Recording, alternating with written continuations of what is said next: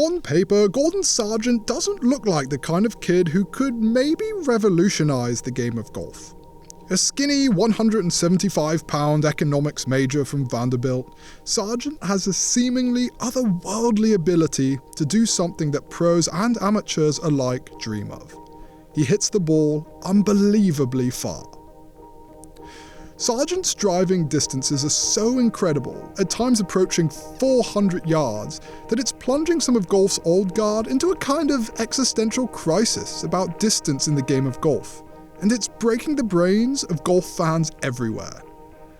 But what's the science behind Gordon Sargent's unbelievable speed? How can he hit the ball so far? Let's take a closer look.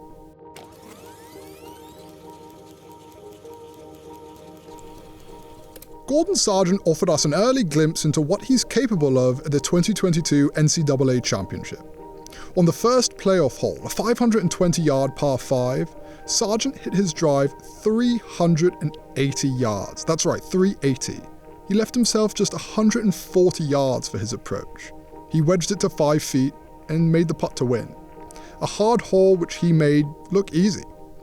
So how can Sargent squeeze so many yards out of a relatively normal-looking frame? The truth is, there's no one reason why a golfer can hit the ball 380 yards. Sargent does lots of things well on his golf swing which gives him his unbelievable speed. But perhaps the key move in his golf swing comes right here, at the top of his backswing. Look closely, and you'll see as his hands and arms complete his backswing, his hips begin unwinding towards the target, right here. It's a small movement, yes, but this helps Sargent create an incredible amount of torque in his body, which he uses to create lots and lots of speed. The reason why is because of a concept called X Factor, which is a really innovative breakthrough idea that was popularized by the legendary teacher Jim McLean. X Factor is a simple measurement in the difference between a golfer's shoulder turn and their hip turn at the top of the backswing. If a golfer turns their shoulders 100 degrees on the backswing and turns their hips 50 degrees, the difference is 50 degrees, so their X Factor is 50 degrees. As of 2013, the Titleist Performance Institute says tour players have an average X Factor of about 42 degrees.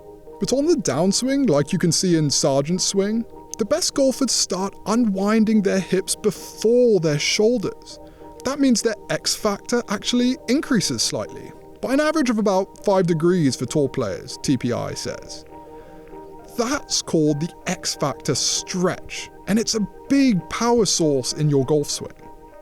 Basically every undersized, long hitter has a really big X Factor stretch. John Daly had a huge X Factor. You could tell young Ben Hogan had one too. Jamie Sadlowski had a crazy big X Factor, and so does Bubba Watson and Rory McIlroy. And that X Factor stretch is super important because it torques the muscles in your body into a tight, tense knot ready to blow. A bit like an archer pulling the bow back as tight as he can before letting go. That's what's going on in Gordon Sargent's golf swing. We are not sure his exact X Factor numbers, but you can see here his shoulders have turned well past 90 degrees.